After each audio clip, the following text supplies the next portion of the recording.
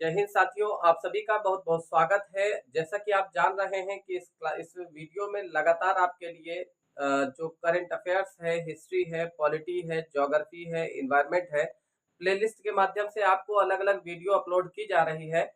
दोस्तों, अगर आप चैनल पर नए हैं और किसी प्रतियोगी परीक्षा की तैयारी कर रहे हैं, तो उसमें सफलता के लिए ये जो सीरीज़ है, आपके लिए बहुत उपयोगी होने वाली है, क्योंकि क्रमिक रूप से इसमें हर एक सब्जेक्ट की आपको तैयारी कराई जा रही है। हर एक विषय पर आपको तैयारी कराई जा रही है। दोस्तों, चलिए आज की जो क्लास है करंट अफेयर्स की उसको शुरू करते हैं। अगर आप चैनल पर नए हैं तो वीडियो को लाइक, शेयर और सब्सक्राइब करना बिल्कुल ना भूलें।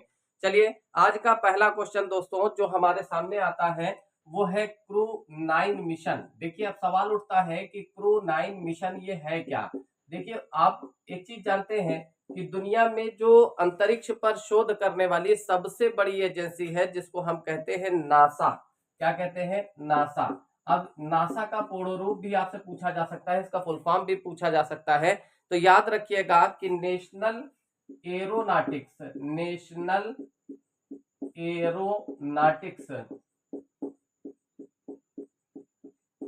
एंड स्पेस एडमिनिस्ट्रेशन ये चीज याद रखिएगा। मिनिस्ट्रेशन इसलिए लिख देते हैं ताकि आप लोग इसको याद कर लीजिए, ठीक है। और दो चार बार जब आप इसको सुनेंगे तो ये आपको याद हो जाएगा। तो national aeronautics and space administration जो है इसने 2024 में कह सकते हैं जून 2024 में एक विमान था। देखिए जून 2024 का मसला है, करंट का टॉपिक है। जून 2024 में इसने एक विमान था जो कि बोइंग कंपनी का था। आप जानते हैं कि बोइंग जो है विमान की एक कंपनी है, ठीक है। तो बोइंग कंपनी का एक विमान था और इस विमान का नाम था स्टार लाइनर। क्या नाम था? स्टार लाइनर, ठीक है। स्टार लाइनर जो विमान है इससे सुनीता विलियम्स जो है वो अंतरिक्ष में जाती हैं, ठीक है। अंतरिक्ष में एक स्टेशन बनाया गया है जिसे अंतरिक्ष स्टेशन कहा जाता है, ठीक है। यहाँ पर क्रू 9 मिशन जो है ये क्यों शुरू किया गया है और क्या है क्रू 9 मिशन ये बता रहा हूं आपको, ध्यान से समझिएगा कि ये जो क्रू 9 मिशन है ये national aeronautics and space administration एक संस्था है जो कह सकते हैं कि विश्व की सबसे बड़ी अंतरिक्ष एजेंसी या अंतरिक्ष पर शोध करने वाली एजेंसी है। और ये अमेरिका में स्थित है। नासा का मुख्यालय कहाँ है? अमेरिका, ठीक है। तो अमेरिका ने क्या किया, इसने एक जो है मिशन लॉन्च किया, एक मिशन चलाया जिसमें उसने बोइंग कंपनी का एक जहाज है जिसका नाम है स्टार लाइनर। तो स्टार लाइनर पर बैठकर यहाँ से सुनीता विलियम्स जो है वो अंतरिक्ष में जाती हैं, जो कि अंतरिक्ष यात्री हैं, महिला अंतरिक्ष यात्री हैं, भारतीय मूल की हैं। तो ये जब वहां अंतरिक्ष में जाती हैं तो ये वहां पर फंस जाती हैं, ठीक है। और इनको वापस लाने के लिए एक अभियान शुरू किया गया कि इनको वापस कैसे लाया जाए। तो वो अभियान कौन सा है? तो वो है क्रू 9 मिशन। आशा कर रहे हैं कि क्रू 9 मिशन आप समझ गए हो। कहने का तात्पर्य बस इतना है कि क्रू 9 मिशन एक अभियान है जो नासा ने शुरू किया है, यानी नासा का फुल फॉर्म क्या होगा? National aeronautics and space administration. और ये विश्व की सबसे बड़ी अंतरिक्ष एजेंसी है, अंतरिक्ष पर शोध करने वाली संस्था है। और भारतीय मूल की जो सुनीता विलियम्स है, जब ये अंतरिक्ष में जाती हैं तो अंतरिक्ष में किस जहाज से जाती हैं? तो बोइंग से जाती हैं। बोइंग का स्टारलाइनर नाम का जहाज है जहां पर जाकर ये फंस जाती है। अंतरिक्ष स्पेस जो बना हुआ है, जहां पर एक कमरा बना हुआ है जिसमें लोग रुकते हैं, ठीक है। जो वैज्ञानिक यहाँ से जाते हैं शोध करने के लिए वो वहां पर रुकते हैं। तो वह उस जगह पर जो है जाकर फंस जाती है सुनीता विलियम्स और उनको वापस लाने के लिए एक अभियान शुरू किया गया है। और ये अभियान जो है किसने शुरू किया है? नासा ने। नासा के साथ साथ और कौन शामिल है? तो इसमें एक कंपनी और है जिसे कहा जाता है स्पेस एक्स, ठीक है। ये भी अंतरिक्ष की एक एजेंसी है। तो स्पेस एक्स और नासा ने मिलकर सुनीता विलियम्स को लाने का जो अभियान छेड़ा है उसका नाम क्या है? उसी का नाम है क्रू मिशन 9। दोस्तों अगला क्वेश्चन ध्यान दीजिएगा। अगला है समुद्र लक्ष्मण। क्या नाम है? समुद्र लक्ष्मण। पूछा जा सकता है कि समुद्र लक्ष्मण क्या है। दोस्तों ये जो समुद्र लक्ष्मण है ये एक युद्धाभ्यास है। क्या है ये? युद्धाभ्यास। अब आप कहोगे कि युद्धाभ्यास क्या होता है? तो दोस्तों छोटी छोटी सी चीज आपको बताते चलेंगे। युद्धाभ्यास का मतलब होता है युद्ध का अभ्यास। जब दो देश हैं और उनके सामने एक सी सिचुएशन आ जाए, मान लीजिए आतंकवादियों ने एक बस को किडनैप कर रखा है, उसको हाईजैक कर रखा है, अब उस बस को छुड़वाना है। तो हर देश अपने अपने दिमाग से, अपने अपने आइडिया के हिसाब से उस पर काम करेगा, एक्शन करेगा। तो उसको सीखा जाता है एक दूसरे से, जो है इस तरह की तकनीक, रक्षा तकनीक जो है उसको सीखा जाता है। और इसको सीखने के लिए बिल्कुल युद्ध का माहौल बनाया जाता है। कुछ लोगों को उसमें जो है बनाया जाता है कि आप आतंकवादी हो, आप बस को हाईजैक करके रखोगे, और बाकी लोग जो है उसको छुड़ाने का प्रयास करते हैं। तो अलग अलग देश के सैनिक उसमें लगते हैं, ठीक है। तो युद्धाभ्यास में बिल्कुल युद्ध की तरह अभ्यास किया जाता है। इसमें बाकायदा गोलियां भी चलती हैं, लेकिन वो रबर बुलेट होती हैं, यानी उससे किसी को कोई नुकसान नहीं होता है। लेकिन ये सीखा जाता है कि हमसे कहीं पर भी गलती ना होने पाए, और अलग अलग देश के लोग जो है वो क्या करते हैं, युद्धाभ्यास करते हैं।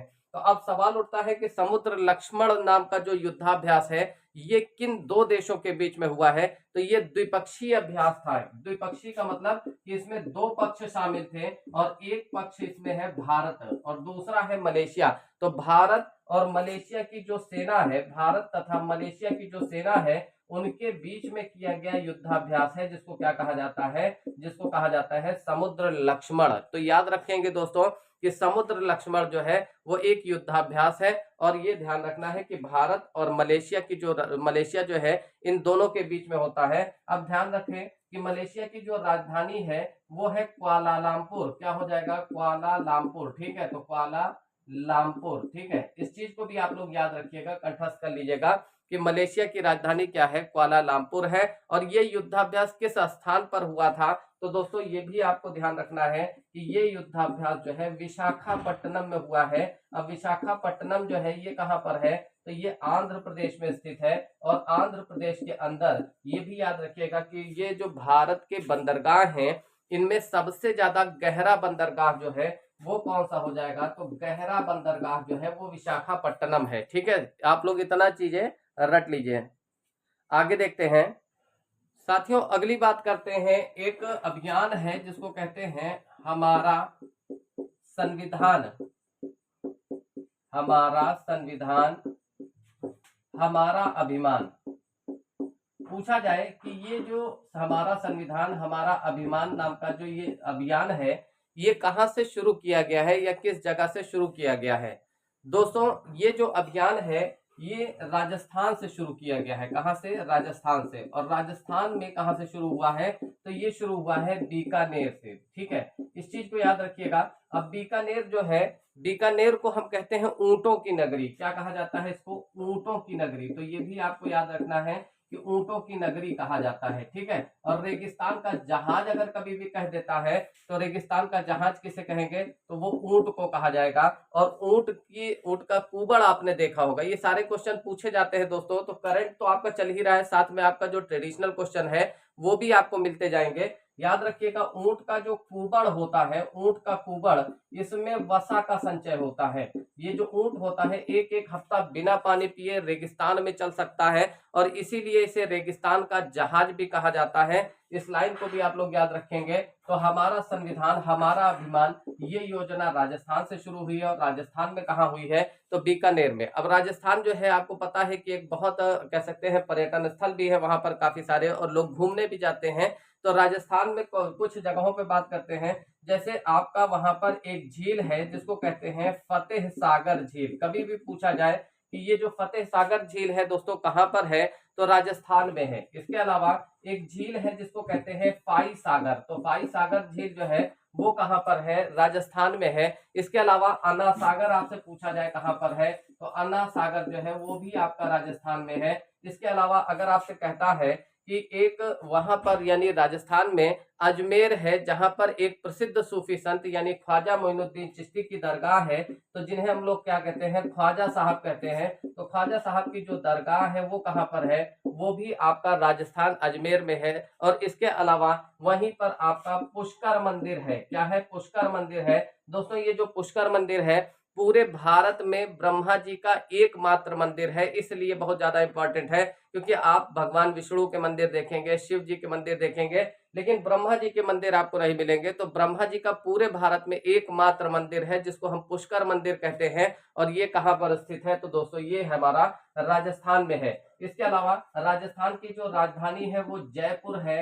और जयपुर को हम लोग क्या कहते हैं? इसको पिंक सिटी के नाम से जाना जाता है। क्या कहते हैं? तो इसको पिंक सिटी भी कहा जाता है। या गुलाबी शहर के नाम से जाना जाता है, ठीक है। तो पिंक सिटी या गुलाबी शहर के नाम से राजस्थान को जाना जाता है। साथ ही साथ याद रखना है दोस्तों कि सरिस्का नाम का जो राष्ट्रीय उद्यान है, सरिस्का नाम का जो राष्ट्रीय उद्यान है ये कहाँ पर है, तो सरिस्का राष्ट्रीय उद्यान जो है दोस्तों ये भी राजस्थान में स्थित है। सरिस्का नाम का राष्ट्रीय उद्यान कहाँ है, राजस्थान में है। इसके अलावा जो आपका डिंडवाना नाम की एक झील है जो स्थित है राजस्थान में, कहाँ पर है, डिंडवाना झील जो है वो राजस्थान में है। राजस्थान की अगर प्रमुख जनजाति की बात की जाए तो वहां पर जो भील जनजाति है, भील है, दमारे है और साथ साथ है सांसी नाम की जनजाति वहां पाई जाती है। तो भील, दमारे, सांसी और कुंजर नाम की जो जनजाति है, तो भील, दमारे, सांसी, कुंजर ये सब किस राज्य की जनजातियां हैं, तो आप लोग याद रखिएगा दोस्तों कि ये राजस्थान की जनजातियां हैं। अगले करंट के क्वेश्चन पर आते हैं। अगर आपसे कहा जाए कि मिस वर्ल्ड 2024 किसे चुना गया है, ठीक है, इनका जो नाम है दोस्तों वो है क्रिस्टीना प्लिस्कोवा। क्या नाम है, क्रिस्टीना प्लिस्कोवा। नोट कर दें, क्रिस्टीना क्रिस्टीना और प्लिस्कोवा, तो क्रिस्टीना प्लिस्कोवा। अब सवाल उठता है कि ये कहां पर, मतलब ये जो है कहां की रहने वाली है, मूल रूप से कहां की निवासी हैं, तो दोस्तों ये याद रखिएगा ये चेक गणराज्य की रहने वाली हैं। किस देश की हैं, तो चेक गणराज्य की, ठीक है। अब चेक गणराज्य जो है इसकी राजधानी क्या है, तो दोस्तों याद रखना है कि प्राग, और ये वही स्थान है। और पूछा जाए कि प्राग जो है वो किस नदी के किनारे है, तो उस नदी का नाम है विस्चुला। कौन सी नदी हो जाएगी, विस्चुला नामक नदी के किनारे है। एक बात यहाँ पर आपको और याद रखनी है कि इसी स्थान पर अंतरराष्ट्रीय खगोल संघ की बैठक हुई थी। कभी भी पूछता है कि विश्व खगोल संघ कौन सा है, खगोल संघ की बैठक कब हुई है, तो खगोल संघ की जो बैठक हुई थी वो यहाँ पर हुई थी 24 अगस्त 2006। कब हुई थी, 24 अगस्त 2006 को।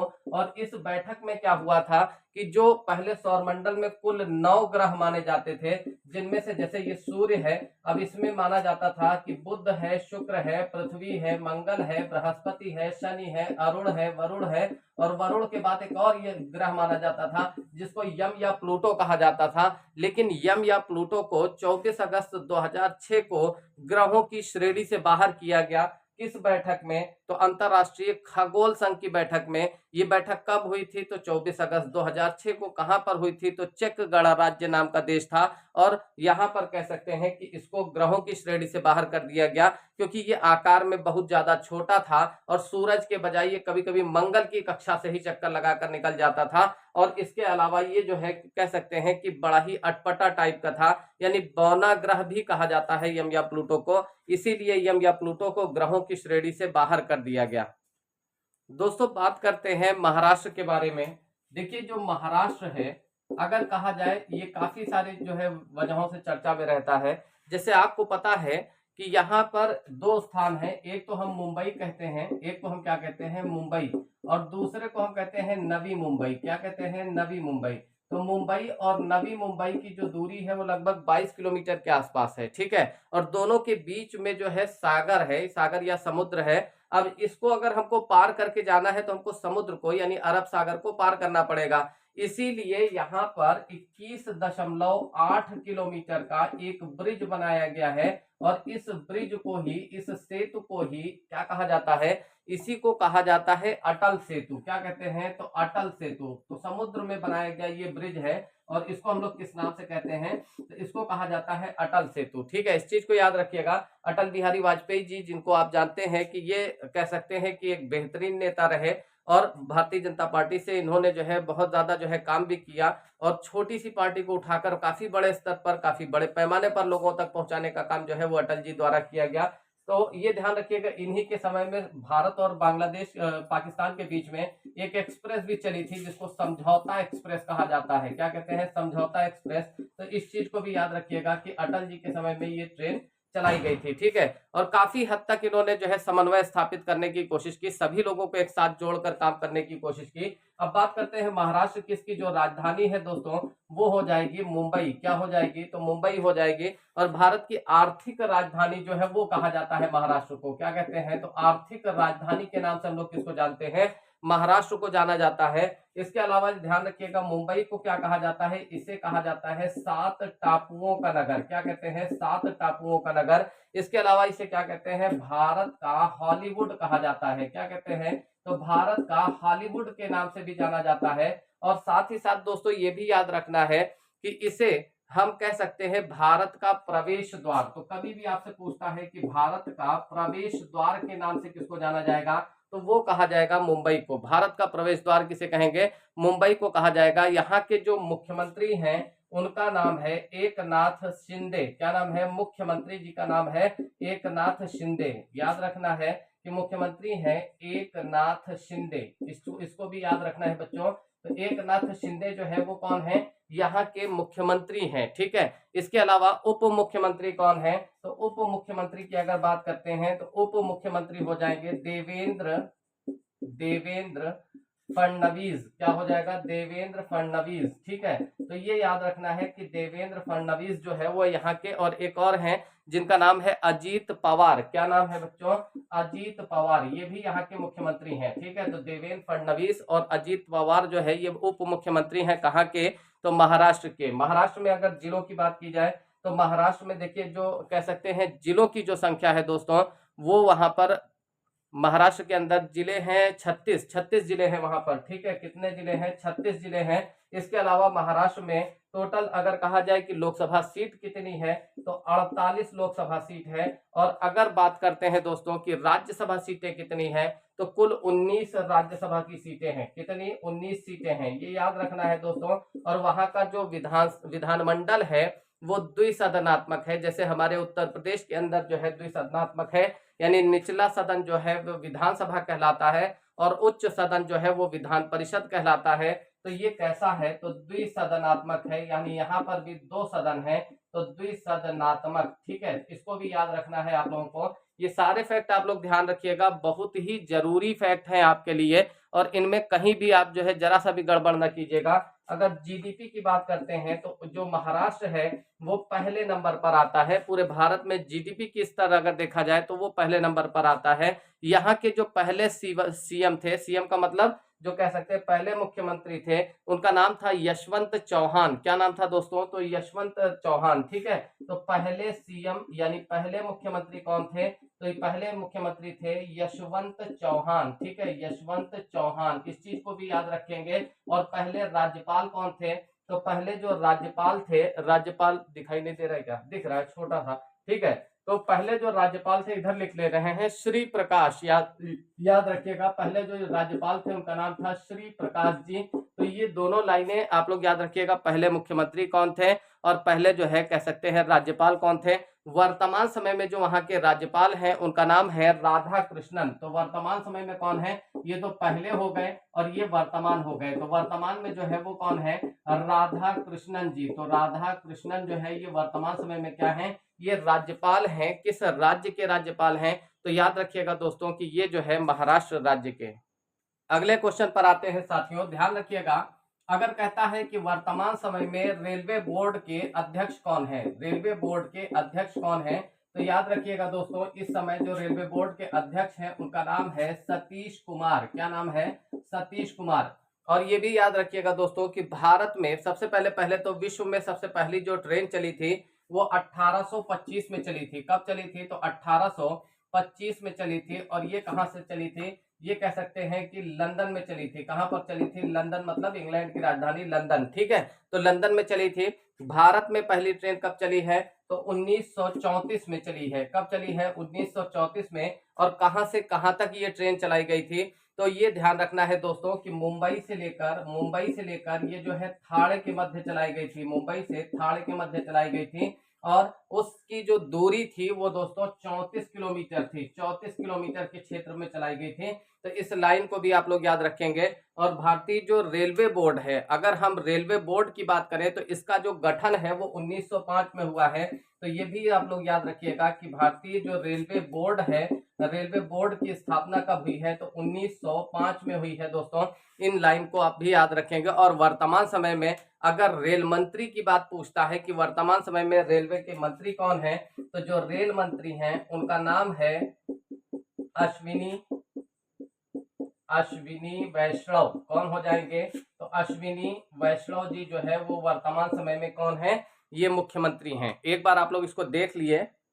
दोस्तों अगला टॉपिक बड़ा ही आपका इंपॉर्टेंट होने वाला है। अगर आप लोग वीडियो पर नए हैं तो इसको लाइक करना ना भूलें, शेयर करना ना भूलें, ताकि हम लोगों को इसी तरह से मोटिवेशन प्राप्त हो और आप लोगों के लिए अच्छी वीडियो हम लोग लेकर आते रहें। चलिए आगे बढ़ते हैं।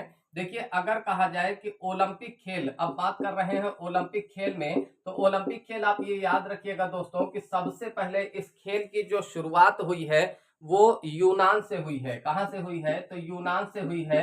और यूनान में कहां पर हुई है? तो एथेंस नाम का एक नगर है, तो यूनान के एथेंस नगर के ओलंपिया नामक गांव भी है और ओलंपिया नामक स्थान भी है। तो ओलंपिया नामक स्थान से इस खेल की शुरुआत हुई है। ओलंपिक खेल हर 4 साल पर होते हैं। कितने वर्षों पर आयोजित होने वाली प्रतियोगिता है? 4 साल पर होते हैं। और इसमें जो है कह सकते हैं इसका जो स्वर्णिम वाक्य है वो है और तेज और अच्छा और ऊंचा, इस तरह से करके है। ठीक है। और ये ध्यान रखिएगा दोस्तों इसमें कुल 5 छल्ले होते हैं, यानी ओलंपिक जो ध्वज होता है उसमें कितने छल्ले होंगे? तो छल्लों की संख्या कितनी हो जाएगी? 5 छल्ले होंगे। आधुनिक ओलंपिक खेल जो है वो 1896 से शुरू माने जाते हैं। और इसको शुरू करने का यानी आधुनिक ओलंपिक खेल कभी भी आपसे कहता है कि इनकी शुरुआत कब हुई है? तो आधुनिक ओलंपिक खेल जो है दोस्तों ये आपके शुरू हुए हैं 1896 से। और किसने शुरू किया है? तो इसका जो जनक कहा जाता है Robert Pierre, Robert Pierre de Coubertin, ये इनका नाम है। ठीक है। तो याद रखिएगा इन्होंने शुरू किया था ओलंपिक खेल। और 2024 में ये ओलंपिक खेल अभी खेले गए हैं। आपको पता है कि 2024 के ओलंपिक खेल हुए हैं और इन ओलंपिक खेलों में भारत ने जो है 17वां स्थान प्राप्त किया है। यानी भारत किस नंबर पर है? तो सॉरी 71वां स्थान प्राप्त किया है। 17 नहीं होगा बल्कि यहाँ पर क्या हो जाएगा? 71वां 71 स्थान प्राप्त किया है। ठीक है। इसमें भारत ने कुल 6 पदक जीते हैं। भारत ने कितने पदक? 6 पदक जीते हैं। ठीक है। तो 6 पदक के साथ भारत जो है वो 71वें स्थान पर है, यानी 71 स्थान पर है। ठीक है। भारत ने एक सिल्वर पदक जीता है, एक सिल्वर जीता है और इसके अलावा 5 जो है वो ब्रांज पदक जीता है। ठीक है। तो 5 जो है ब्रांज पदक जीता है। इसके अलावा अगर कहा जाए कि सबसे ज्यादा जो है इसमें शीर्ष पर कौन सा देश था, तो पहले नंबर पर दोस्तों इसमें हो जाएगा अमेरिका। पहले नंबर पर जो देश आया है उसका नाम है अमेरिका। दूसरे नंबर पर चीन हो जाएगा और तीसरे नंबर पर जापान हो जाएगा। भारत की स्थिति कितनी है? 71। ठीक है। तो इस लाइन को भी आप लोग याद रखेंगे, बहुत जरूरी क्वेश्चन है, दिमाग में रखिएगा, कहीं भी गलती ना होने पाए इन क्वेश्चंस में। दोस्तों अगला क्वेश्चन ये ध्यान रखिएगा, MIRV। MIRV क्या है? ये एक टेक्निक है, ये एक तकनीक है जहां पर हम किसी एक मिसाइल से कई सारे टारगेट यानी मल्टी टारगेट को जो है हिट कर सकते हैं। और भारत ने अभी हाल ही में इसकी सफलता जो है प्राप्त कर ली है। तो भारत जो है इस चीज में सफल हो गया है। भारत की एक मिसाइल है जिसे हम कहते हैं अग्नि 5। क्या कहते हैं? अग्नि 5। ये जो अग्नि 5 है दोस्तों ये 5000 किलोमीटर तक मार करने वाली मिसाइल है। यानी आप सोच सकते हो कि इसको एक महाद्वीप से दूसरे महाद्वीप तक दागा जा सकता है। तो इसीलिए इसको कहा जाता है एक अंतर महाद्वीपीय मिसाइल या इंटर कॉन्टिनेंट मिसाइल जो है वो कहा जाता है ब्रह्मोस। ठीक है। तो ब्रह्मोस जो है दोस्तों ये ध्यान रखिएगा कि जो है मिसाइल है अग्नि 5 जो कि इंटर कॉन्टिनेंट है, एक महाद्वीप से दूसरे महाद्वीप तक मार करने वाली मिसाइल है। तो दोस्तों याद रखिएगा कि इस टेक्निक को भारत ने सफलता से जो है पूरा किया है, यानी इस टेक्निक को भारत सीख चुका है, समझ चुका है और अब वो अपने एक ही मिसाइल से कई सारे जो है टारगेट को हिट करने की क्षमता रखता है। और ये चीज जो है आप ध्यान रखिएगा किस मिसाइल के द्वारा संभव हुई है? तो अग्नि 5 से। और साथ ही साथ दोस्तों ये भी याद रखिएगा अगर हम बात करें तमिलनाडु की, किसकी बात कर रहे हैं? तमिलनाडु की। जो तमिलनाडु के वर्तमान समय में जो मुख्यमंत्री हैं या ये कह सकते हैं मुख्यमंत्री कौन हो जाएंगे? तो स्टालिन जी वहां के मुख्यमंत्री हैं, इसको याद रखिएगा। और वर्तमान समय में वहां के जो राज्यपाल हैं RN रवि, कौन हो जाएंगे? तो RN रवि। साथियों उम्मीद कर रहे हैं कि आज का जो करंट अफेयर्स का सेशन है वो आप लोगों को पसंद आया होगा। कल आप लोगों से फिर भी मुलाकात होगी कुछ नए तथ्यों के साथ, कुछ नए फैक्ट के साथ। दोस्तों अगर चैनल पर नए हैं तो वीडियो को लाइक शेयर जरूर कीजिएगा। और सबसे बड़ी बात अगर आप तैयारी कर रहे हैं किसी भी परीक्षा के लिए, चाहे वो आप पीसीएस की परीक्षा देना चाह रहे हैं निकट भविष्य में, या फिर आप जो है समीक्षा अधिकारी का एग्जाम देना चाह रहे हैं, तो आप हमारी जो ऑनलाइन क्लास है उसका डेमो आप ले सकते हैं। और इसके लिए आपको हमारे इस नंबर यानी 7275129052 इस पर आपको जो है मैसेज करना है कि सर मुझे डेमो चाहिए, मैं फला जगह से हूँ। ठीक है, इसके बाद आपको डेमो दिया जाएगा। आप सीधा कन्वर्सेशन है, आप जहां पर भी पढ़ रहे हो, जिस भी टॉपिक को पढ़ रहे हो, वहां पर हमसे क्वेश्चन पूछ सकते हो। हम आपको जो प्रॉब्लम्स है उनसे आपको जो है बताएंगे उनके बारे में। तो दोस्तों आज बस यहीं पर रोकते हैं, कल आपसे फिर मुलाकात होगी सेम टाइम सेम चैनल पे। तब तक के लिए नमस्कार, जय हिंद, जय भारत साथियों।